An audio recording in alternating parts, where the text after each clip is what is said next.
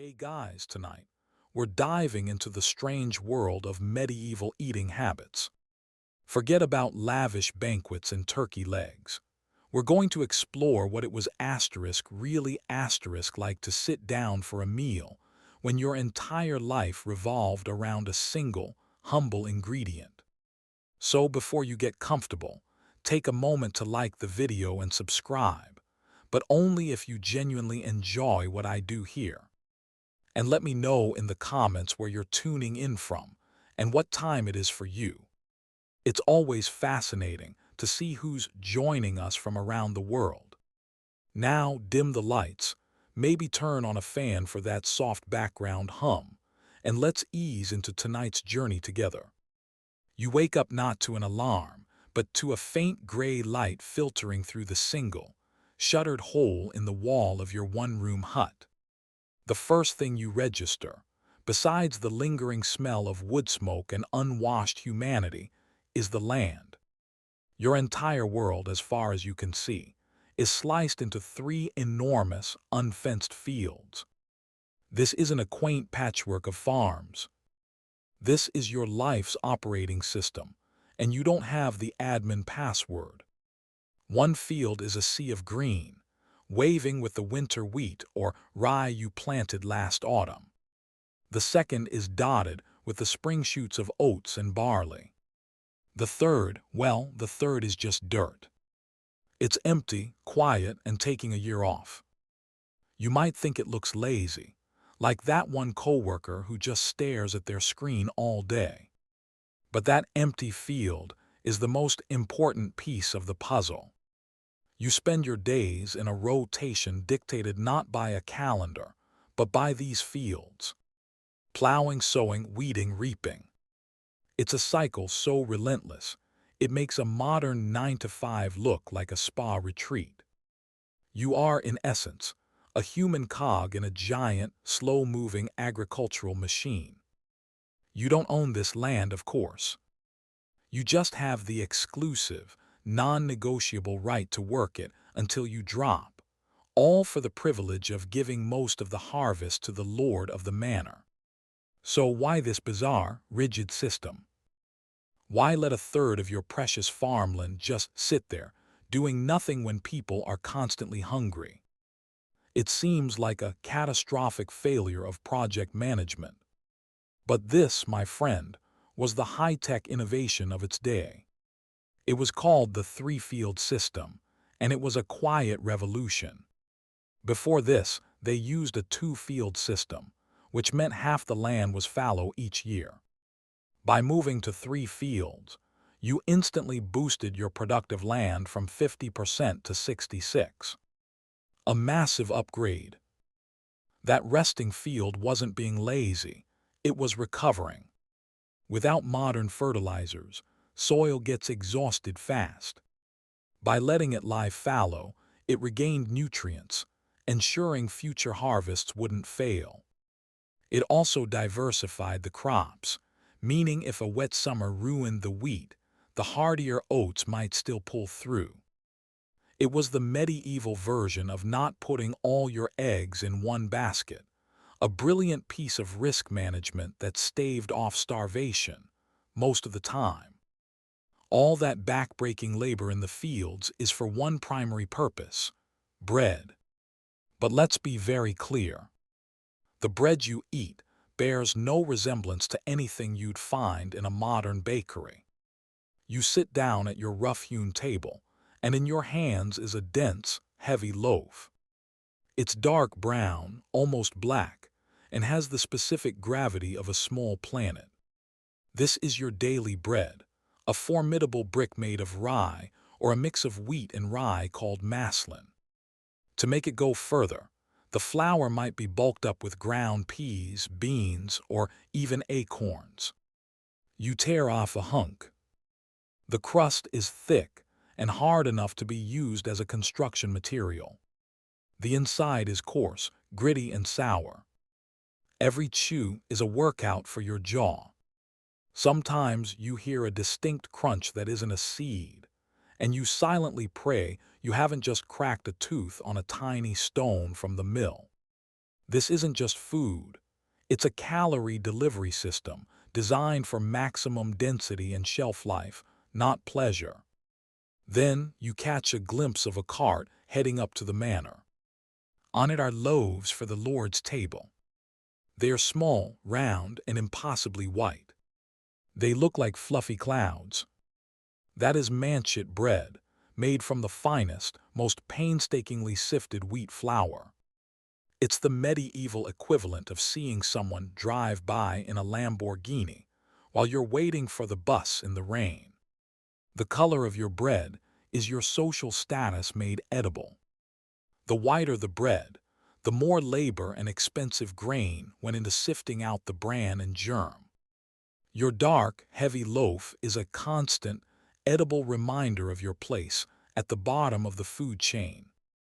It's your reality, served up on a stale slice of itself called a trencher, which you might eat at the end if you're still hungry.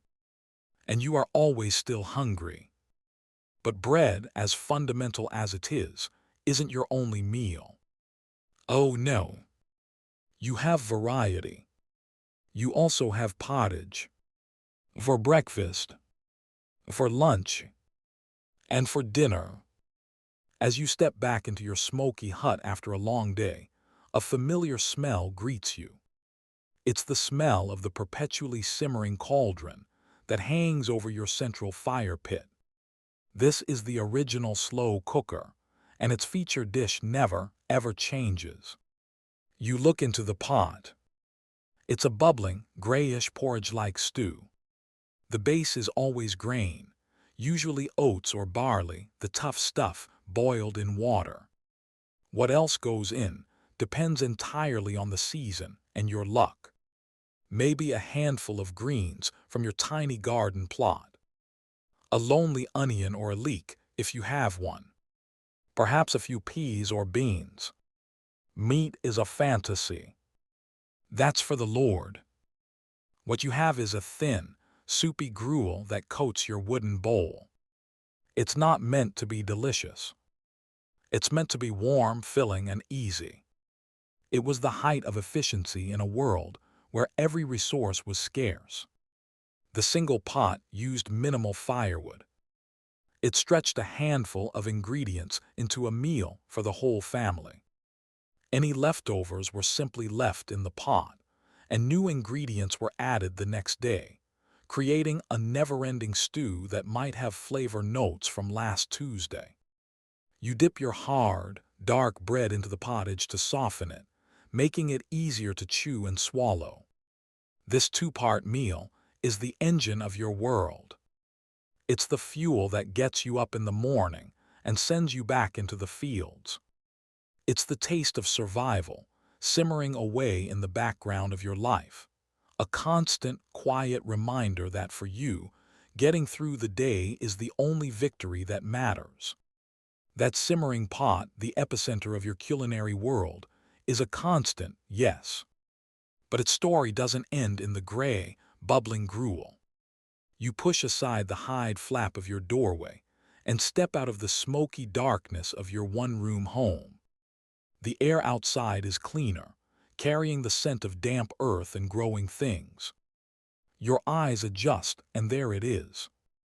Just a few steps from your door lies a small, scrappy patch of land that is, in a world where you own almost nothing, unequivocally yours. This is your croft, your kitchen garden. And frankly, it's the most important piece of real estate in your life. It's not much to look at by modern standards. There's no perfectly manicured lawn or charming picket fence. This is a working plot, a survivalist's pantry disguised as a backyard. It's your personal grocery aisle, your pharmacy, and your best defense against the soul-crushing monotony of boiled grains. After a full day of back-breaking labor in the Lord's endless fields, fields you work but will never own, you come back here. And instead of collapsing, you pick up your tools again. It seems insane, right? Why trade one kind of farm work for another? Because this work is different. Every weed you pull, every clod of earth you turn over, is an investment in your own survival. The Lord takes his share of the wheat and barley, a non-negotiable tax on your existence. But this little garden, its bounty belongs to you and your family alone. It's a tiny, radical act of self-sufficiency in a system designed to keep you dependent. This is your side hustle, and the currency is life itself. You crouch down, the damp soil cool against your knees. This small square of earth is a constant negotiation. A battle against slugs, against blight, against the neighbor's scrawny chicken that always seems to find a way through your wattle fence. But it's a battle you choose. Here, you are not just a pair of hands. You are a planner, a strategist, a cultivator. This plot is the difference between a diet of pure, unadulterated blandness and a meal that has a hint of something more. It's the quiet rebellion that makes the taste of survival just a little less bitter. So, what are the superstars of this little agricultural enterprise? Forget avocados and kale smoothies. Your world is built on humbler, sturdier stock. First, you have the king of the croft, the cabbage. Big, leafy, and endlessly reliable. You pat one of its dense heads. It's not glamorous, but it's versatile. You can chop its leaves into the pottage to add bulk and a bit of green. You can pickle it into a sharp, tangy dish that will last through the lean months. The cabbage is the stoic, dependable friend who might not be the life of the party, but is always, always there when you need them. It's the workhorse of your garden, quietly providing substance when everything else fails.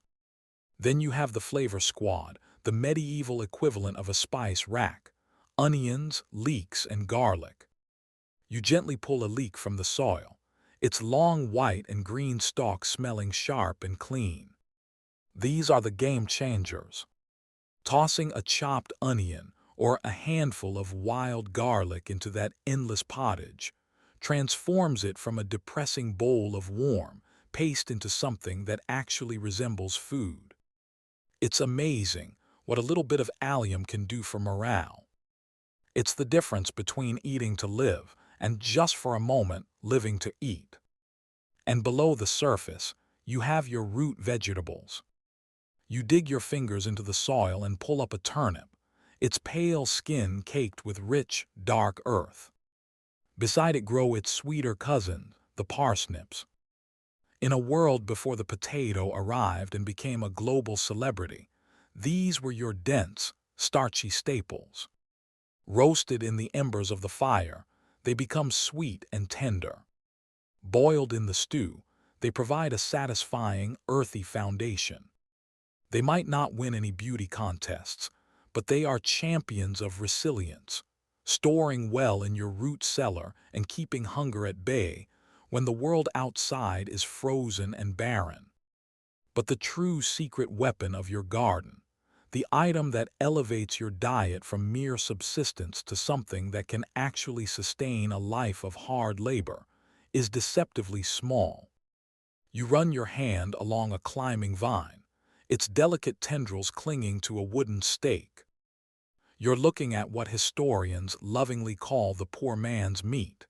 This isn't a new cut of questionable jerky. It's peas and beans. It seems like an absurdly simple answer to a complex problem. You spend all day swinging a scythe or guiding a plow, burning thousands of calories, your muscles screaming for repair. You can't afford meat, so how do you refuel? How do you get the protein needed to literally rebuild your body overnight? The answer is in these humble pods. Peas and beans are a biological miracle. They are packed with protein, the essential building blocks your body needs. They are, in essence, the original protein powder, a peasant's performance-enhancing supplement. You can eat them fresh in the summer, a sweet, green burst of flavor. But their real magic comes later. You can let them dry on the vine, harvesting the hard little pellets that will last all winter long. You spend countless evenings by the fire, shelling peas or sorting beans, the rhythmic task a form of meditation. Each small, dried legume is a little packet of stored energy, an insurance policy against the brutal hunger of winter. When you add a scoop of dried beans to the pottage, you're not just adding texture. You are adding strength. You are adding the fuel that will allow you to get up tomorrow, walk back out to those fields, and do it all over again. It's a quiet, ingenious solution, a way of hacking your diet for maximum efficiency in a world where every calorie counts. That little garden plot isn't just for adding flavor. It's the engine room that keeps your family running, a silent testament to the simple, powerful gifts pulled from your own small patch of earth. That little patch of earth behind your hut, with its miraculous protein-packed beans and peas, is your lifeline. It's your foundation. It's the sensible, reliable part of your diet that keeps you from literally falling apart after a day of back-breaking labor. But let's be honest. Nobody, not even a medieval peasant, wants to eat bean stew for the rest of their life. Your soul and your taste buds crave a little adventure. They crave variety. And for that, you turn your gaze from your neat little garden to the vast, messy, and deeply complicated wilderness that borders your village, the forest. The woods are your local, high-risk, organic supermarket. An entry isn't exactly free, but some aisles are safer than others. You've learned since you were a child how to shop here. You move under the canopy of leaves, the air cooler and smelling of damp earth. Your eyes aren't looking up at the sky. They're scanning the ground, the bushes, the base of trees. This is foraging. It's a treasure hunt where the prize is not starving, or at least not being incredibly bored by your food. In the summer, you find patches of tiny, wild strawberries, so intensely sweet they make your teeth ache. They're a secret explosion of flavor you pop into your mouth right there, a temporary escape from the blandness of daily life. You gather wild berries, staining your fingers purple as you fill a small pouch. You find hazelnut trees and make a mental note to come back in the autumn, hoping you beat the squirrels to the harvest. This is the easy stuff. The low-hanging fruit, literally. Then there's the expert level, mushrooms. Your grandmother taught you which ones are safe, her voice a low whisper as she pointed out the good ones and tapped the deadly look-alikes with a stick. Every time you pick one, you're playing a little game of botanical roulette. Get it right, and you've got a savory, earthy addition to the pottage. Get it wrong, and, well, you won't be worrying about dinner tomorrow. Or ever again. You also learn to spot the shoots of wild garlic and the sharp, citrusy tang of sorrel. These greens are like a visit from a celebrity chef, instantly elevating your one-pot meal from simple fuel to something that actually resembles food. Foraging isn't just about calories, it's about flavor. It's about adding those grace notes of wildness that make a monotonous diet bearable, providing the vitamins and minerals your body desperately needs, but can't get from bread and beans alone. But as you're digging up a particularly nice-looking root, you hear a rustle in the undergrowth. You freeze. Your heart thuds against your ribs. Out of the shadows steps a magnificent buck, all muscle and antler. It is, without a doubt, the most beautiful thing you've seen all year. And your first thought isn't about its majesty. It's about how many meals it represents. That one animal could feed your family for weeks. It's a walking larder, a protein jackpot. The temptation is so strong it's almost a physical force, pulling you forward. And then a second sound. The distant snap of a twig. You shrink back behind a tree, your fantasy of roasted venison evaporating into cold, hard fear. You've just remembered the most important rule of this supermarket. Some items are not for you. In fact, touching them is punishable by death. Welcome to the absurdity of forest law. You see, this forest doesn't really belong to you or your community. It belongs to the Lord. And the most valuable things in it, the venison, which means the big game animals like deer and the vert, the timber and greenery that shelters them, are his personal property. You might be allowed to gather fallen branches for firewood, or let your pigs snuffle for acorns in a designated area. But the animals, they are for his sport, his entertainment, his feasts. You work his land, you pay him taxes, you fight in his pointless skirmishes. But that deer, which lives and eats right here, is more valuable than you are. That's not an exaggeration, it's policy. The punishments for poaching a deer were famously, almost comically, brutal. We're not talking about a fine or a few days in the stocks. We're talking about having your hands cut off, being blinded, or just straight up executed. The Lord's foresters, a kind of medieval park ranger with the authority of a secret police agent, patrol these woods.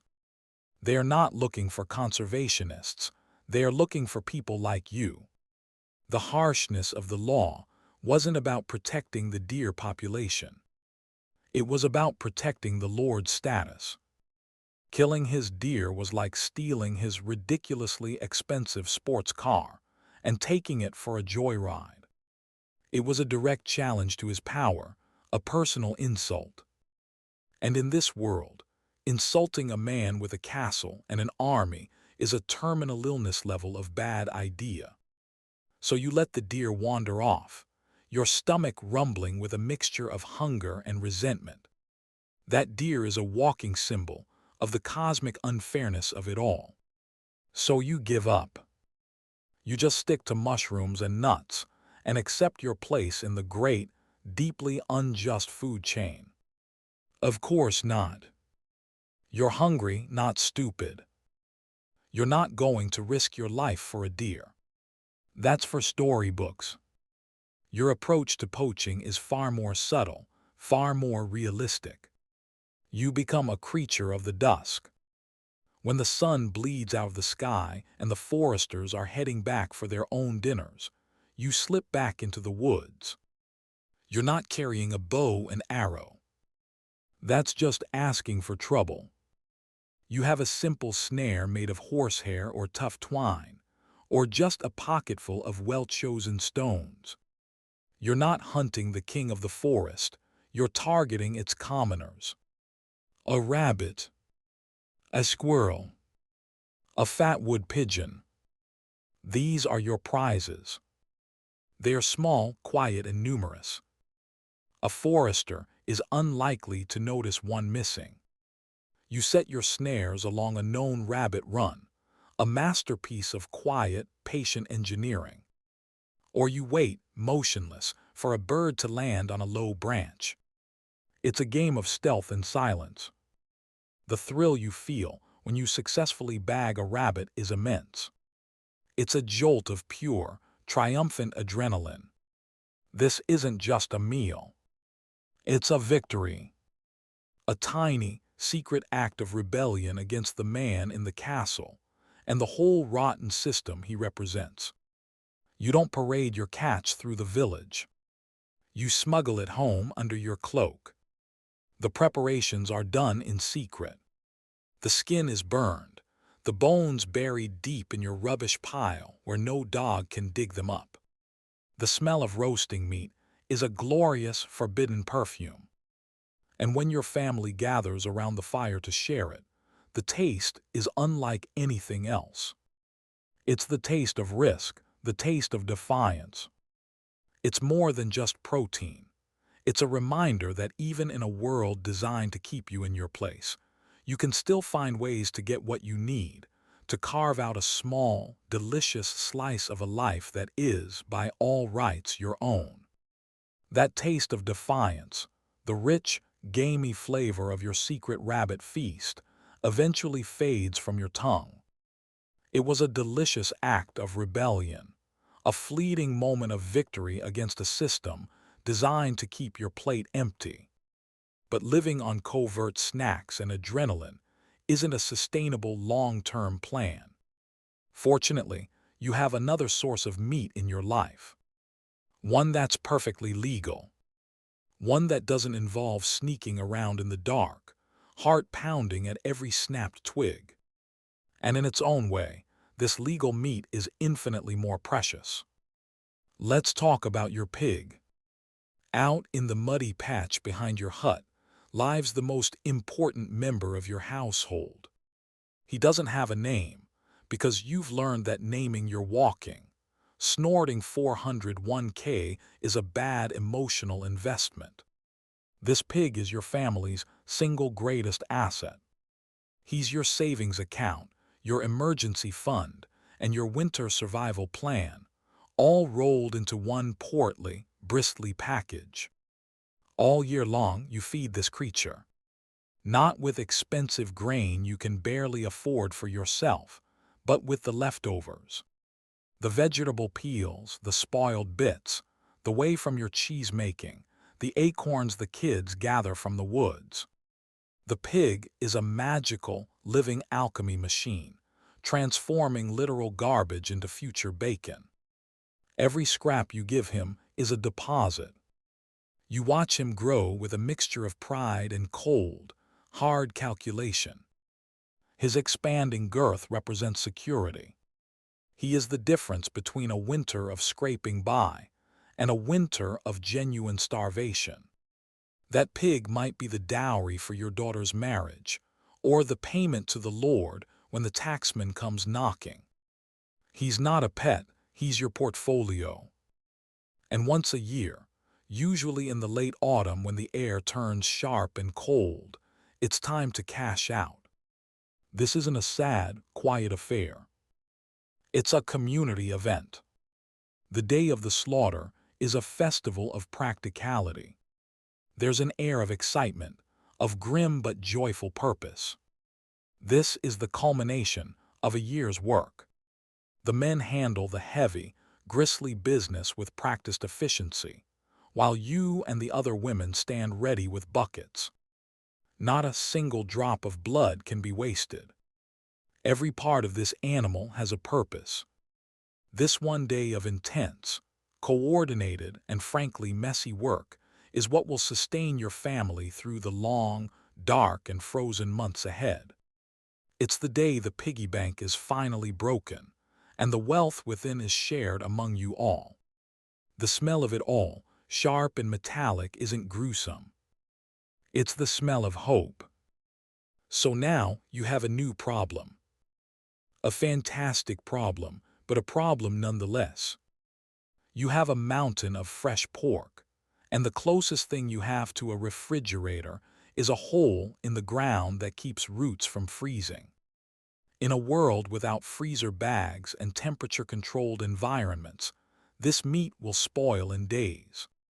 This is where the real genius of your era kicks in, born entirely of necessity. Your tiny, one-room hut is about to be converted into a full-scale meat processing plant. The next few days are a blur of frantic, greasy, and exhausting work. It's the original meal prep Sunday, dialed up to an apocalyptic level. The first line of defense is salt. Mountains of it. You and your family will spend hours rubbing coarse salt into every square inch of the larger cuts of meat, the hams, the shoulders. Your hands will be raw, your muscles will ache, but you work relentlessly. The salt is a miracle worker, drawing out the moisture that bacteria love, creating an environment where they simply can't survive. These massive salted pieces are then hung from the rafters of your smoky hut. Which brings us to preservation method number 2, smoking. Your constantly burning hearth is doing double duty. It's not just for warmth, it's a giant food smoker. Day and night, the fragrant smoke from your wood fire curls around the hanging meat, slowly drying it further and infusing it with chemicals that act as another barrier against decay. Your entire home smells like a campfire and bacon for weeks. It's a glorious, reassuring perfume. It's the scent of a full belly in the dead of winter. And nothing, absolutely nothing, is wasted. This isn't some trendy nose-to-tail philosophy you read about in a foodie magazine. This is just life. The intestines are cleaned and become casings for sausage. The lesser scraps are chopped, mixed with grain and spices, and stuffed inside. The blood you so carefully collected is mixed with oats to make black pudding. The fat is rendered down into lard for cooking, and even for making soap. The trotters are boiled to make jelly. The ears are simmered until tender. Even the bones will be boiled for weeks to make a thin, life-sustaining broth. Every single calorie is accounted for. That pig gave its all, and in return, you honor it by using every last piece to keep your family alive. Of course, you can't live on pork alone. Those hams hanging from the rafters are for special occasions, or for the deepest, darkest days of winter when supplies are low. So what about the day-to-day? What other protein is on the menu? Well, you have to adjust your definition of menu. Let's look at those chickens scratching around in the dirt. You see them less as a potential dinner, and more as your personal, feathered egg dispensers. An egg is a perfect, self-contained miracle. It's a little burst of protein and fat that can turn a bland bowl of watery oat mush, your daily pottage, into a genuinely satisfying meal. You guard those chickens fiercely. A fox in the henhouse isn't just a nuisance. It's a catastrophic failure of your entire agricultural system. Eating a chicken while it's still laying eggs would be like taking a sledgehammer to your only coffee maker. It's a short-term fix that leads to long-term misery. You only eat the bird herself when she's old, when her egg-laying days are over. And let me tell you, an old, retired hen doesn't make for a tender roast. The meat is tough, stringy, and requires hours upon hours of boiling to be even remotely chewable. Then there's the cow, or more likely the goat, since a cow is a luxury item, like a sports car with udders. You probably don't own one outright. Maybe your village shares a few. A cow's primary value is not its meat. It's a tractor, providing the raw muscle needed to plow the fields. And it's a dairy factory. That slow, steady trickle of milk is liquid gold. You use it to make butter, and more importantly, cheese. Cheese is another stroke of pre-industrial genius, a way to transform perishable milk into a solid, calorie-dense, and long-lasting block of protein. It's your medieval protein bar. Just like the chicken, you would only slaughter a cow when it's far too old to pull a plow or give milk. The resulting beef is tough as leather, a meal of last resort. It's not a steak dinner. It's a week-long science experiment in boiling. The true prize is the milk, the cheese, the quiet and consistent protein that gets you through the lean times. A small, creamy reassurance in an otherwise very brown and very grainy diet. That hard, salty cheese and the even harder, grainier bread have done their job. You're full, or at least, you've silenced the immediate grumbling in your stomach. But now, a new sensation takes over. A deep, nagging thirst. Your tongue feels thick, your throat dry. You need a drink. You look outside your little Wartland Dorp house. The stream that trickles past the village looks tempting for a moment, sparkling in the sun. But you know better. You've seen the runoff from the tanner's yard upstream. You've seen animals drinking from it, and you know what else animals do in and around streams. That water isn't a refreshing beverage. It's a game of biological roulette, and the odds are never in your favor. Then there's the village well. It's closer, at least. But it's a public space, a hub of gossip and germs. The bucket is slimy, the rope is frayed, and you're pretty sure a rat fell in last week. Nobody's gotten around to fishing it out. Drinking from that well is basically entrusting your entire digestive system to the hygiene standards of your least clean neighbor. It's a hard pass. This is one of the great, unglamorous truths of your time. Water, the thing modern people take completely for granted, is one of the most dangerous substances you can put in your body. A single cupful of the wrong water could lead to a week of misery, or worse, a swift and unceremonious exit from the mortal coil. So what do? You're thirsty, and the two most obvious sources of hydration are effectively poison. You turn away from the door and head to a large, wooden barrel propped in the corner of your one-room home. You lift the heavy wooden lid and the smell hits you, a yeasty, slightly sweet, vaguely bready aroma. This is your hydration station. This is your water filter. This is your all-day beverage. It's ale. And it's not just for you. It's for your partner, your parents, and even your children. Welcome to the medieval world, where the safest thing for a 5-year-old to drink is beer. Now, before you picture a society of perpetually buzzed peasants stumbling through their chores, let's be clear. The ale you're dipping your wooden cup into is not the 8% craft IPA that requires a designated driver. This is what's known as small beer or table beer, and it is the absolute cornerstone of your diet. It's a marvel of low-tech ingenuity. See when a proper brewery, or more likely your own household, makes ale, the first batch is the good stuff.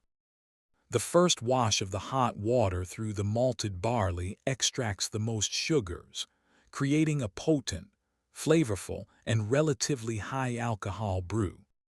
That's the greatest stuff, reserved for the lord of the manor for feast days or for selling at a premium.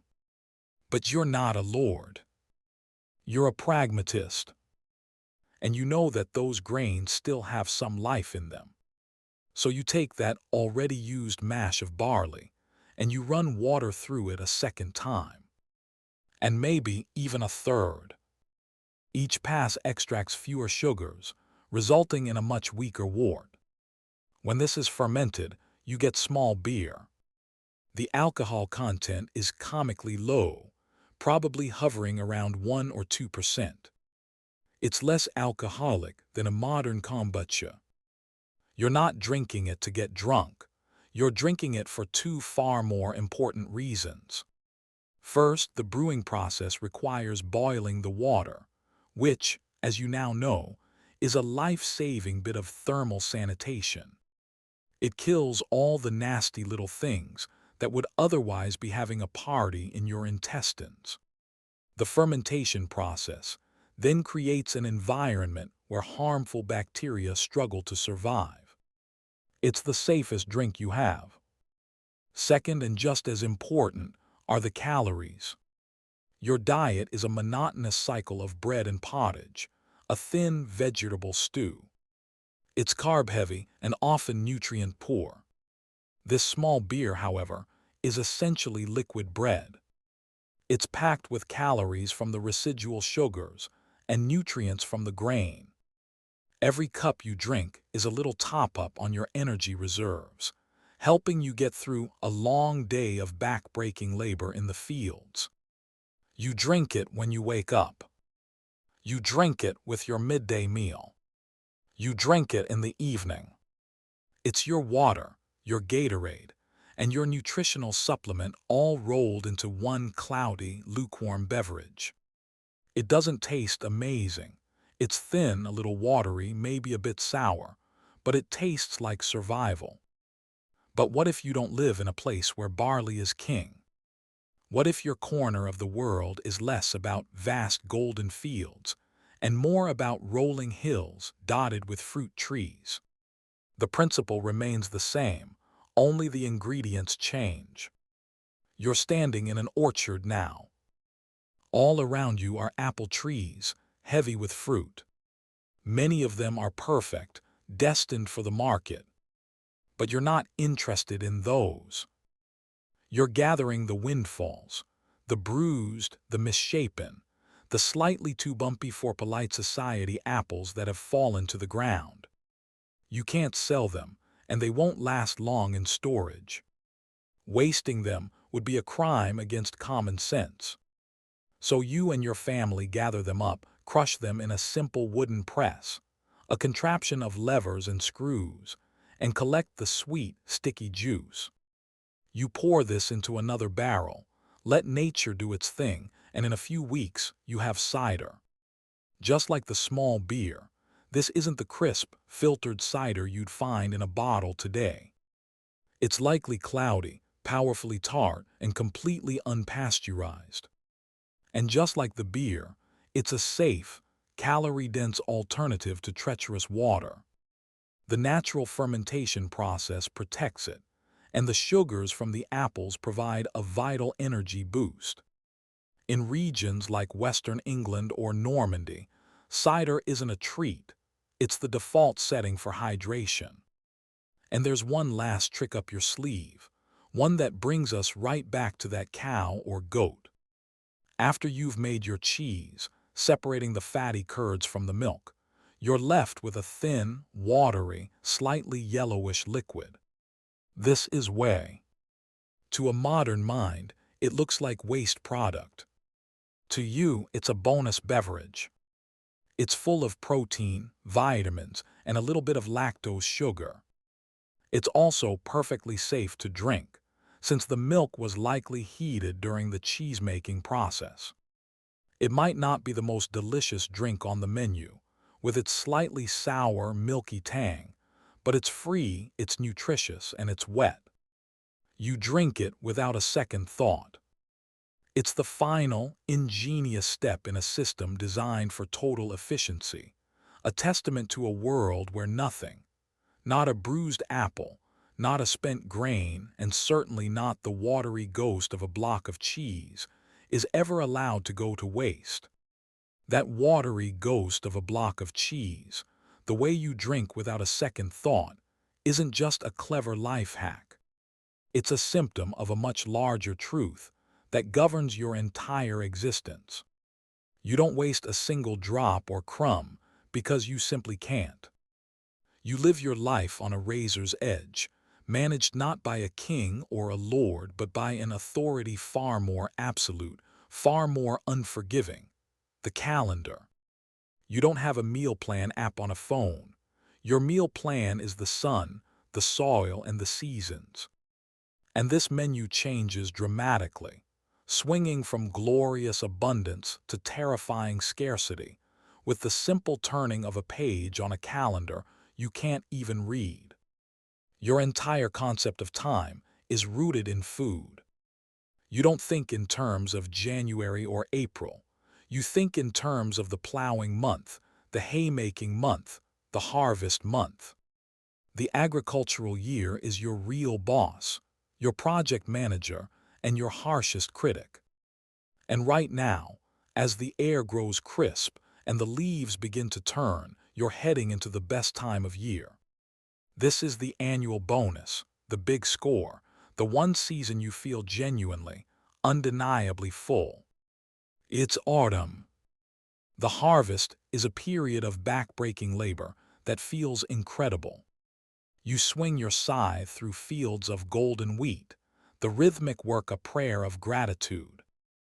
You pull fat turnips and carrots from the cool earth, their weight in your hands a promise of survival.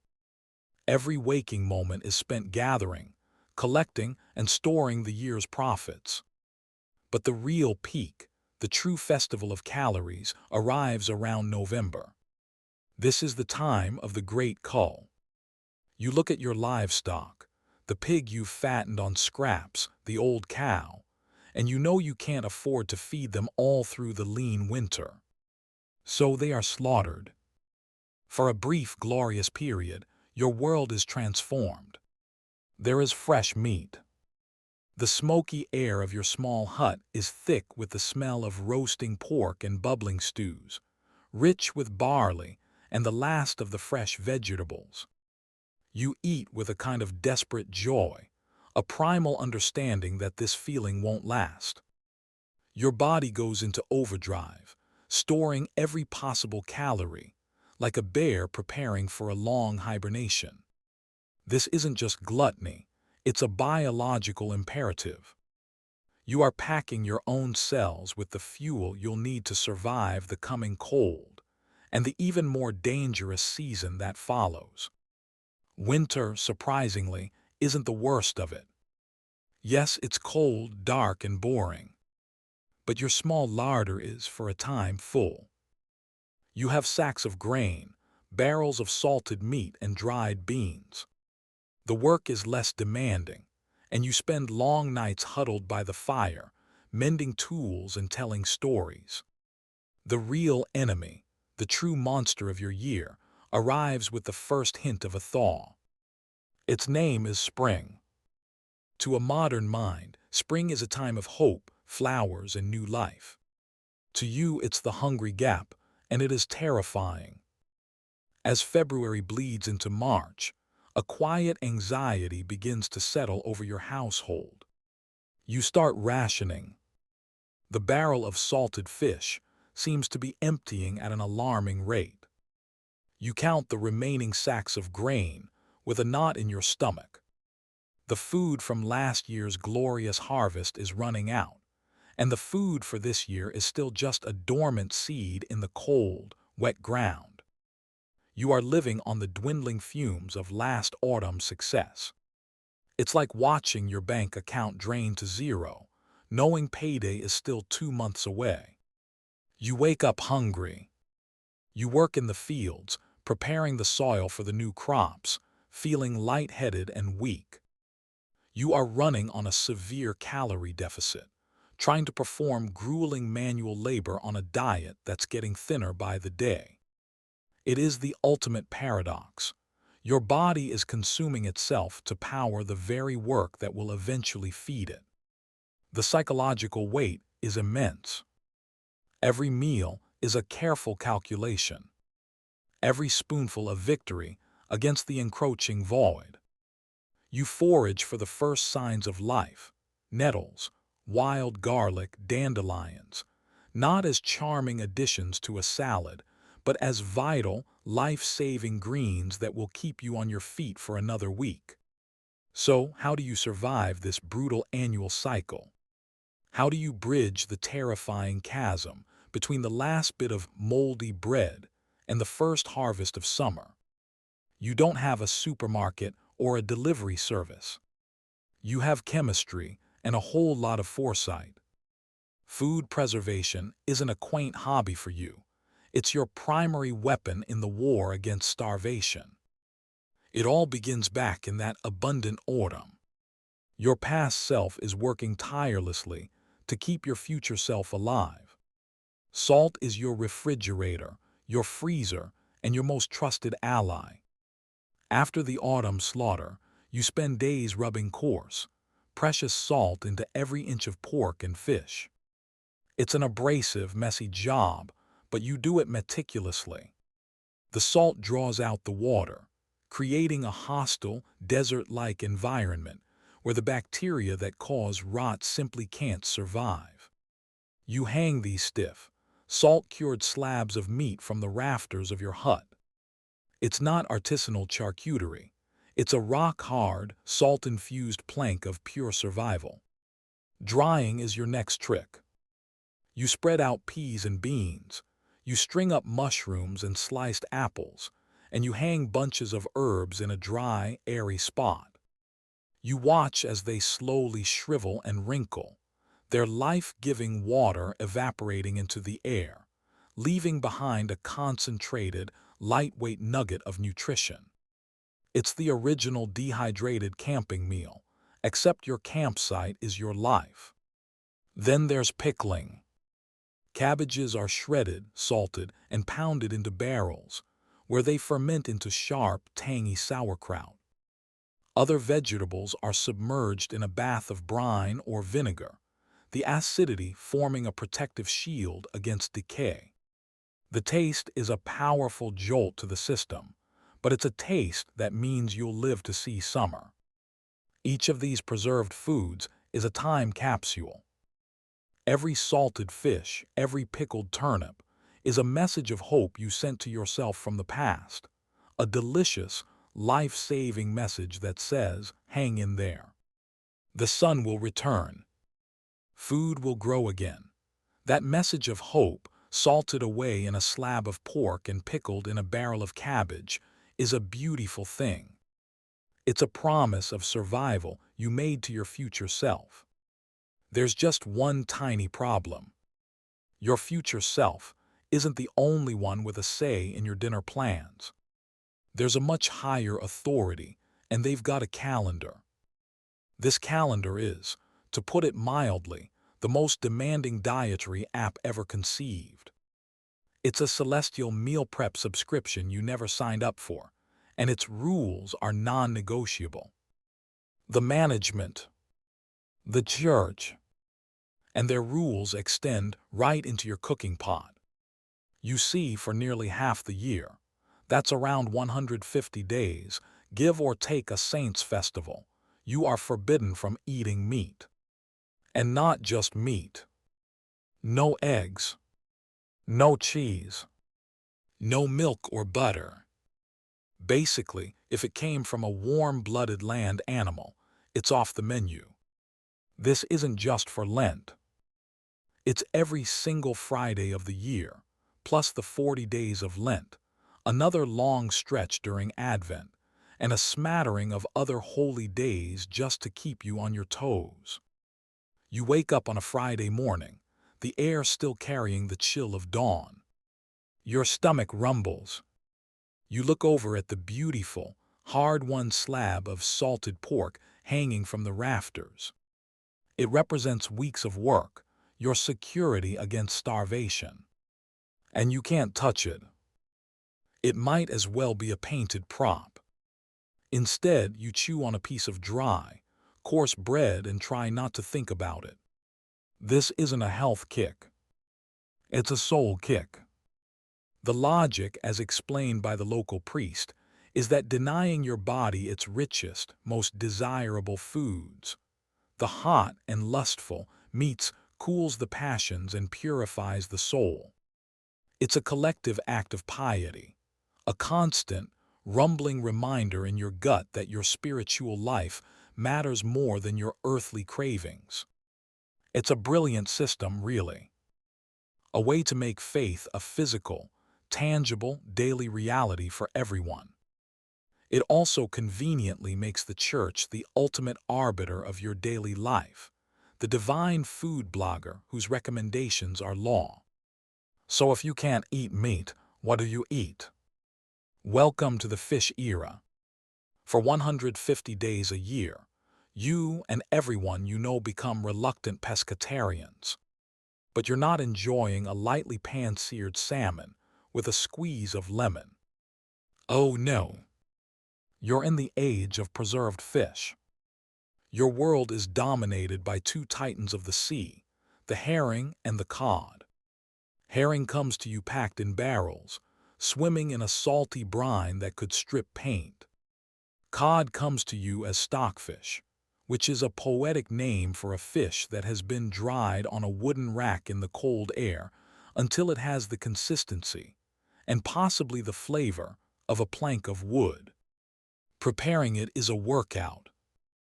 You have to beat it with a wooden mallet for what feels like an eternity, just to break up the fibers enough to make it chewable. Then you soak it for a day, and then you boil it into a mush. Your entire hut, your entire village, carries a faint, persistent scent of salt, fish, and damp wood. It is the official fragrance of piety. This massive, continent-wide demand for fish created one of the biggest industries of the Middle Ages. An entire economy, a complex web of trade routes stretching thousands of miles, sprang up just to put that bland, salty fish on your plate. Fishermen from England and Scandinavia sailed into treacherous northern waters, chasing the shoals of cod. Great trading alliances, like the Hanseatic League, became fantastically wealthy by controlling the Baltic herring trade. The very same salt you use to preserve your pork is now the currency of this new fish-based economy, a vital ingredient that connects your humble Friday meal to international commerce.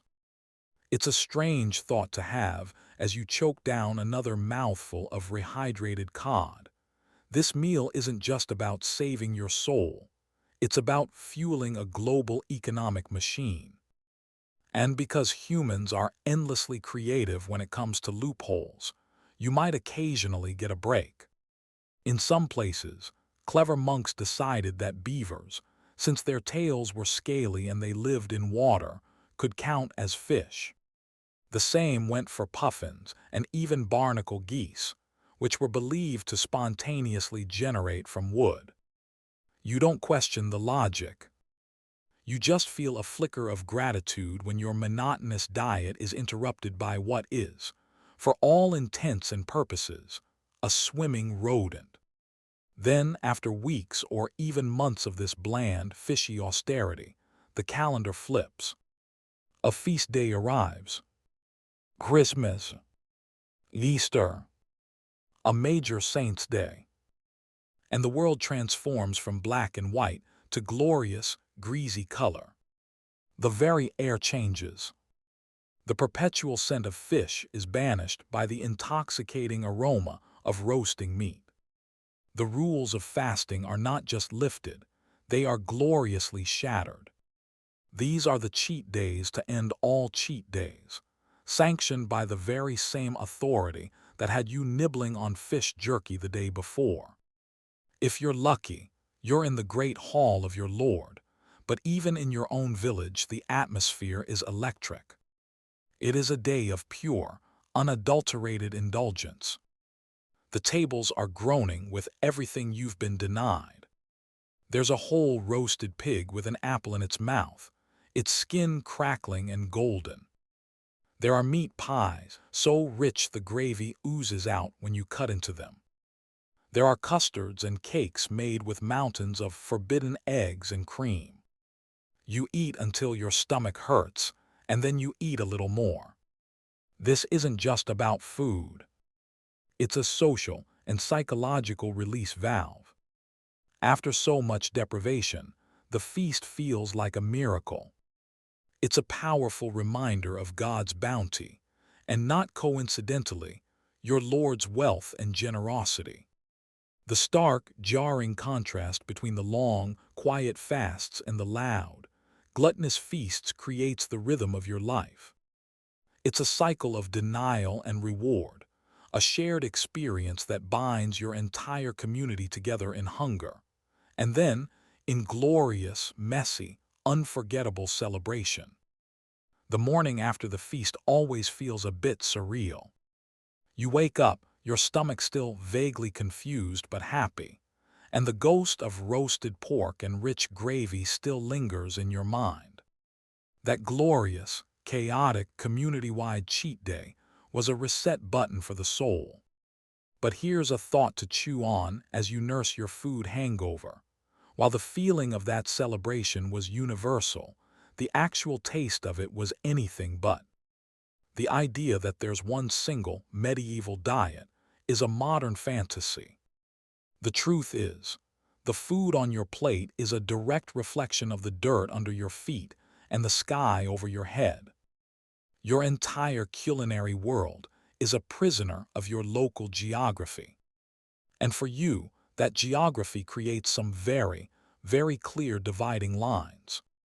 Let's start with the most obvious one, the coast.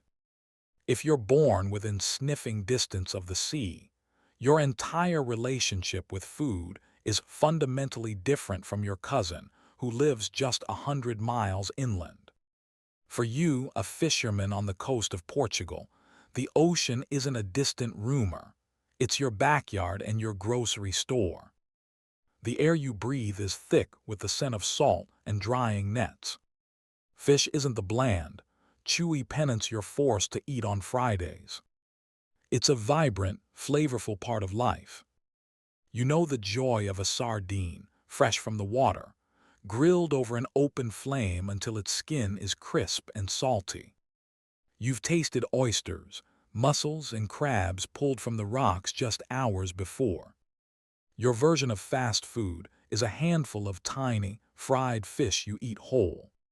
For you, the church's fasting rules are less of a punishment and more of a minor inconvenience, like being told you can only eat your favorite food for a while. You pity the poor souls inland. What do they even eat? Well, let's go find out. We'll jump a few 100 miles into the heart of the continent, to a small village in landlocked southern Germany. Here the sea is a myth. It's a place from stories told by the occasional merchant, a fantastical world of endless water and monsters. The only fish you've ever encountered arrived on the back of a cart, packed in barrels of salt, looking less like an animal and more like a wooden plank. It's hard, it's intensely salty, and it has to be soaked for a day just to become remotely edible. This is your Friday meal. This is your Lent. It's a chore, a flavorless, monotonous duty you perform to save your soul. When the feast day comes, you're not celebrating with grilled fish. You're celebrating your escape from it. The stark difference isn't a matter of choice or taste. It's a matter of logistics. Without refrigeration, a fresh fish is a ticking clock. It's a race against decay that you can only win if you live right next to the finish line. For everyone else, salt was the only answer, turning a coastal delicacy into an inland burden. This geographic lottery extends far beyond the shoreline. In fact, you can draw a line across Europe, a sort of culinary border. North of this line, you live in the kingdom of butter and beer. South of it, you're a citizen of the Republic of Oil and Wine. Let's say you're in Tuscany. The landscape around you is a sea of silvery green olive groves, some of them older than your village. Olive oil is not just an ingredient, it's the lifeblood of your cuisine. You drizzle it on your coarse bread, you use it to cook your vegetables, you preserve food in it. It's your primary source of fat. Its fruity, peppery taste is the foundational flavor of everything you eat. And to drink, wine. It's safer than the water and it's plentiful. You drink it watered down with your midday meal, a light, refreshing buzz to get you through the afternoon's work. Your entire world feels Mediterranean, sun-drenched even on a cloudy day. Now let's teleport you north, to a damp green farm in Normandy. An olive tree here would be an exotic spectacle, a fragile curiosity that would die in the first frost. Your landscape is dominated by lush pastures and fat, happy cows. Your world is built on dairy. The fat that powers your life isn't pressed from a fruit, it's churned from cream. You cook your pottage with a knob of rich, yellow butter. The most valuable animal you own isn't just a source of milk and cheese, but of the very fat that keeps you from starving in the long, cold winters. And to drink. The grapes for wine shiver and struggle this far north. Your drink is ale. A thick, cloudy, nutrient-rich brew made from barley. It's not just a drink, it's food. They call it liquid bread for a reason. It's hearty, warming, and deeply satisfying. The difference is profound. A southern meal is cooked in oil. A northern one is cooked in animal fat. One is washed down with wine, the other with beer. It's two completely different sensory universes, dictated not by chefs or kings, but by the simple, unyielding logic of the climate. And it gets even more local than that. The very bread you eat, the absolute cornerstone of your diet, is a direct passport to your regional identity.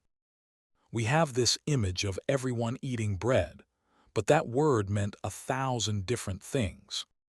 If you're a farmer in the Scottish Highlands, your daily bread isn't a loaf at all.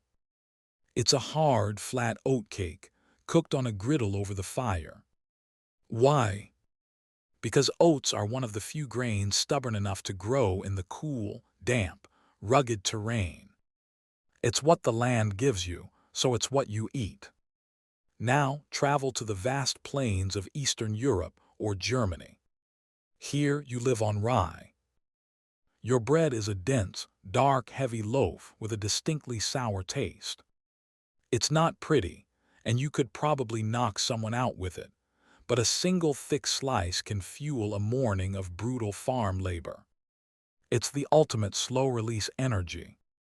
Wheat bread, the kind you might think of as normal, was the premium product, the designer handbag of grains. It was fussier, required better soil and more sun, and so it was more expensive. In many parts of France and England, you might eat bread made from maslin, a mix of wheat and rye, which was a farmer's clever hedge against a bad harvest. The pure, white, fluffy stuff. That was for the lord in his castle. You could literally tell someone's social status by looking at the color of their bread. The whiter the bread, the richer the blood. This hyperlocal reality meant that your concept of a meal was incredibly specific. Your daily pottage, that endless, simmering pot of whatever was available, tasted of your specific valley and no other. It was a unique combination of the beans from your garden, the wild garlic from the nearby woods, and the cabbage that grew best in your soil. There was no national cuisine. You weren't eating English food.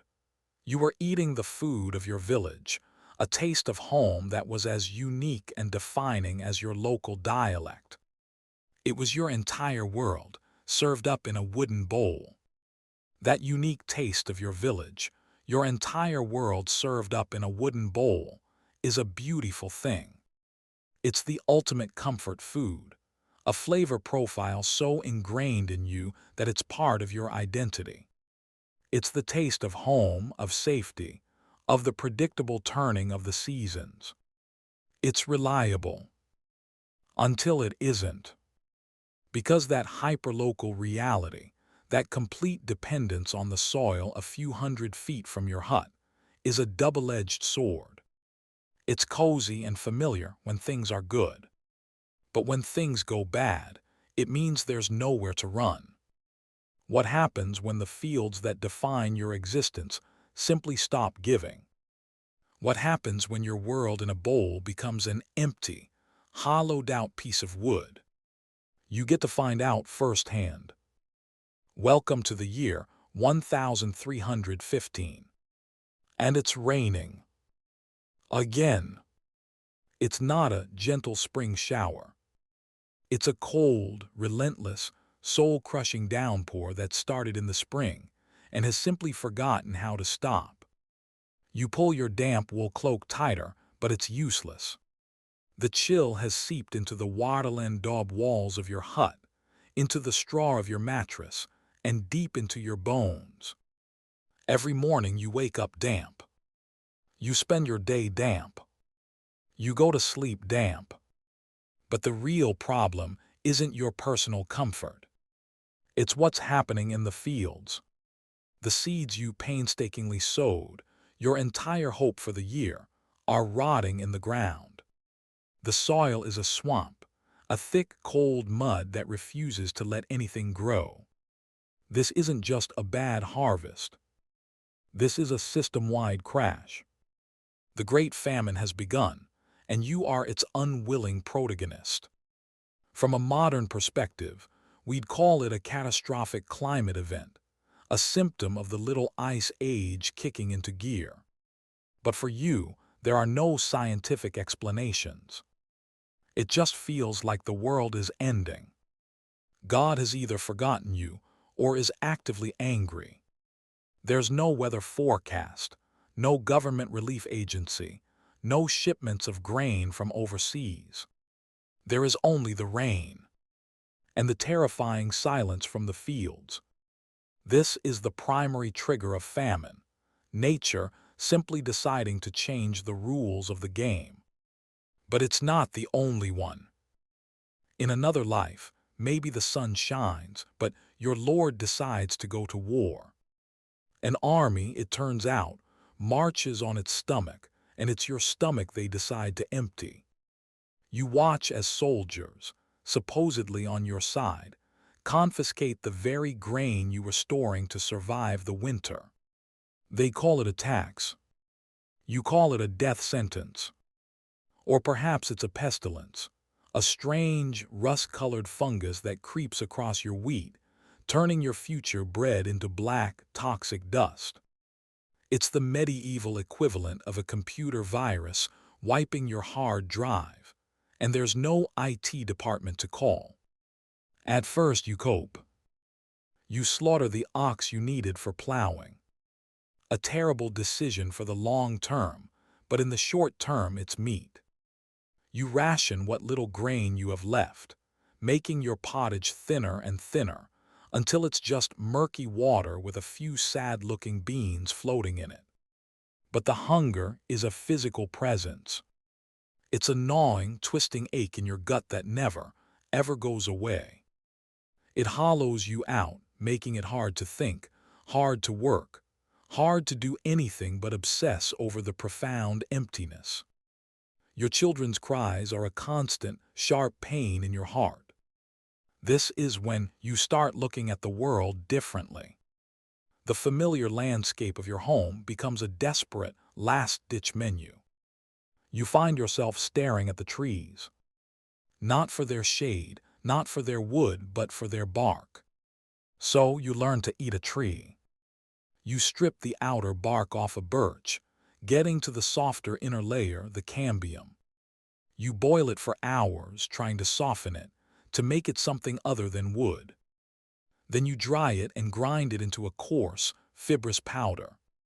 You mix this flour with water and maybe a handful of ground acorns to make a pathetic little cake that you bake in the embers of your fire. The taste is, well, it tastes like wood. It's bitter, chewy, and feels like you're eating sawdust. It has almost zero nutritional value, but it fills your stomach. It gives you the temporary, blessed illusion of being full, silencing the gnawing ache for a few precious hours. You dig for roots you'd normally ignore, chewing on tough, stringy things that taste of dirt. You gather weeds, nettles, anything green and vaguely plant-like, boiling them into a bitter sludge. This isn't a quirky foraging trend. It's the absolute bottom of the barrel. Some people, in the deepest pit of their desperation, will even mix clay or dirt into their bark flour, just to add weight and substance. A zero-calorie meal that makes you feel like you've eaten something, even as your body continues to starve. This is what famine food is. It's not food at all. It's a grim pantomime of eating, a final, desperate negotiation with death. And this level of starvation doesn't just destroy your body. It destroys your world. The social contract, that invisible web of trust and obligation that holds your village together, dissolves with terrifying speed. Your neighbor, a man you've known your whole life, the one who helped you thatch your roof last year, no longer meets your eye. You catch him looking at the scrawny chicken you've been hiding in your hut, and the look in his eyes isn't friendly. It's calculating. You start barring your door at night. The concept of community charity becomes a bitter joke. The priest gives sermons about sharing, but his own ribs are starting to show, and nobody has anything left to give. The bonds of family, friendship, and faith are stretched to their breaking point, and then they snap. People start to disappear. Families pack up their meager belongings and simply leave, abandoning the land their ancestors worked for centuries.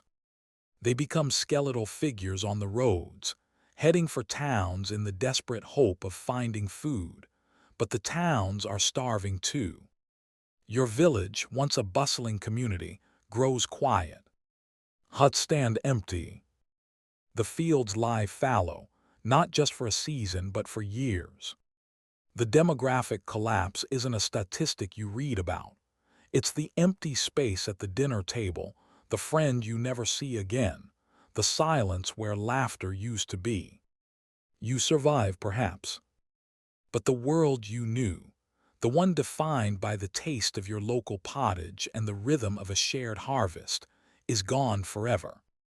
In its place is a quieter, emptier world, haunted by the memory of what it feels like when the bowl is empty. The silence that follows the screaming of your own stomach is a strange, hollow kind of peace. You made it. You survived the grim pantomime of eating wood and dirt. But the ghost of that hunger, that gnawing, desperate void, it never really leaves you. It becomes a permanent resident in the back of your mind, a quiet, watchful passenger. It's a phantom limb, an ache for something that's now there, but you can't shake the memory of the emptiness. You might think that terror, that desperation, would be buried with your bones, lost to the centuries. But you'd be wrong. That ghost is surprisingly resilient. It learned to adapt, to evolve. And believe it or not, it shows up in the strangest of places today. It's hiding in plain sight, on your dinner plate, in your grandmother's kitchen, and even on a Michelin star menu. The echoes of your empty bowl are all around us. You just have to know how to listen for them. Let's start with that pot. The one that's always simmering over your fire, a perpetual, bubbling question mark of a meal. This is your pottage. You wake up, you stir the pottage. You come in from the fields, you ladle out some pottage. You throw in whatever you have. A handful of oats, a wrinkly turnip, maybe some wild garlic you found by the stream. On a truly spectacular day, you might add a scrap of bacon fat for flavor. It's not about culinary art, it's about caloric efficiency. It's a single, ongoing meal that ensures not one single molecule of potential energy is ever wasted. It's your entire diet, in one lukewarm grayish-brown slurry. Sounds delightful, doesn't it? For you, this isn't a choice. It's the wallpaper of your life, the taste of survival itself. Now let's hit the fast-forward button. A few hundred years pass. Your great-great-great, well, you get the picture. Your descendant is living in a slightly less muddy hut, maybe in what we now call France. And guess what's sitting over their fire? A pot. But now things are a little better. There's a chunk of beef in there. A few more vegetables, carrots, onions, celery. The principle is exactly the same. A slow-simmered, one-pot meal that stretches ingredients and creates a comforting, nourishing dish. But now, your survival sludge has had a serious glow-up. It has a name, *pot au feu*. Literally, pot on the fire. It's the same technology, the same philosophy, but elevated into a beloved national dish. The same story plays out across Europe. In Ireland, your pottage evolves into a hearty Irish stew. In Hungary, it gets a spicy makeover and becomes goulash. These aren't just recipes. They are the direct descendants of your desperate, perpetual pot. They are folk memories of a time when a single, simmering pot was the difference between life and death, now transformed into symbols of comfort and national pride. And what are you eating with that pottage? Bread, of course. But let's be very clear. This is not the artisanal, crusty sourdough you pay $8 for at a farmer's market. Your bread is the real deal. It's dark, dense, and heavy enough to be a weapon. It's made from rye or barley, because the fancy wheat is for the lord of the manor. When you bite into it, you have to seriously commit. It's chewy, coarse, and sometimes has little bits of grit from the millstone that threaten to chip a tooth. Paired with it is a hunk of cheese. Again, forget the creamy brie. Your cheese is a hard, salty, brutally pungent wheel of protein and fat, designed to survive a nuclear winter, or at least a regular winter in your drafty hut. It's less a delicacy and more a dairy-based battery pack. This combination, your dense, gritty bread and your weaponized cheese, is your daily power lunch. It's portable, packed with calories, and keeps you going through a long day of back-breaking labor in the fields. It is, in essence, a medieval energy bar. Now jump back to the present. You walk into a classic English pub and order a ploughman's lunch. What do you get? A hunk of rustic bread, a thick slice of strong cheddar, maybe some pickles. Sound familiar? It's your exact meal, repackaged with a charming backstory. Or consider the modern obsession with charcuterie boards. We gather around a platter of artisanal cheeses, cured meats, and stone-ground crackers, celebrating the very things that were once the mundane, essential fuel of your working life. We've turned your survival kit into a social event, romanticizing the rustic and farmhouse qualities that were simply the non-negotiable realities of your poverty. Your simple, calorie-dense lunch has become our sophisticated appetizer. But the most profound legacy of your struggle isn't a recipe. It's an attitude. It's a deep, psychological mark left on the collective consciousness of generations.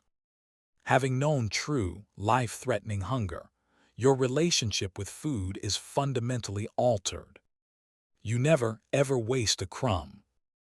An empty pantry isn't an inconvenience.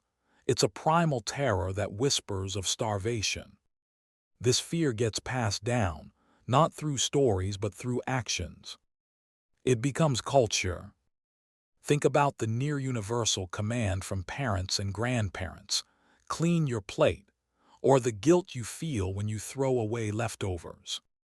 That's not just about saving money. It's a cultural echo of a time when throwing away food was an unimaginable sin against survival. And then there's hospitality. When a traveler comes to your door, you offer them food. Even if you have very little, you share it. This isn't just about being polite. It's a sacred social contract. You feed them today because you know, in your bones, what it's like to be hungry. And you hope that if your fortunes turn, someone will do the same for you.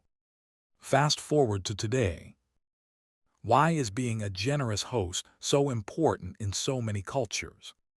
Why do we pile our guests' plates high, insisting they have seconds and thirds? It's a performance of abundance. It's a powerful, non-verbal declaration that says, "Here in my home we are safe. The famine is over. We have more than enough." Every holiday feast, every potluck, every time we gather for a massive meal, we are participating in a ritual that reassures us, and everyone around us, that the ghost of starvation has been kept at bay.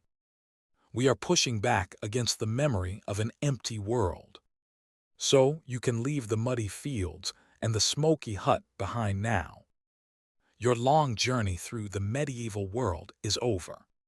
The strange rules, the daily anxieties, the constant grinding struggle for survival, they may seem distant, like a story from another planet. But they are not. They are the invisible architecture of our own world, the foundations of our laws, our communities, and even our tastes are built upon the experiences you just lived through. The next time you find comfort in a bowl of hot stew on a cold night, or slice into a piece of sharp, aged cheese, or watch a friend's face light up when you offer them a home-cooked meal, just take a moment. If you listen closely, you might feel a faint, thousand-year-old echo. It's the whisper of your own past, a quiet sigh of relief from an ancestor who once stared into an empty bowl and dreamed of a future so rich, so unbelievably full of food, that their descendants could afford to have leftovers. The bowl is no longer empty, and that perhaps is the most powerful story of all.